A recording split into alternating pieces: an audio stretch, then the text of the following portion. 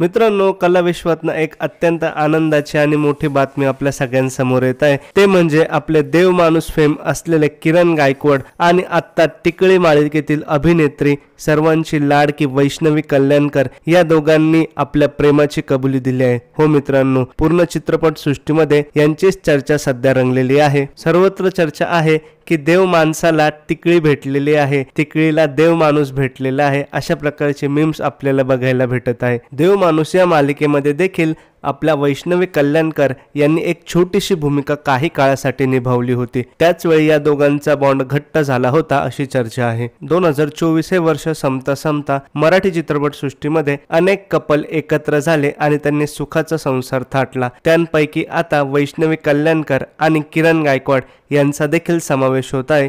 यांनी देखील वर्ष सरता सरता आपल्या प्रेमाची कबुली दिली आणि एकत्र राहण्याचा निर्धार केलेला आहे। आपली लाडकी गोंडस टिकळी आणि सर्वांचे लाडके देव माणूस तेवढेच खुखार अभिनेते असणारे किरण गायकवाड या दोघांना देखील आपल्या इन्फॉर्मेटिव्ह गणजी या चॅनलकडून भावी वाटचालीसाठी खूप खूप शुभेच्छा।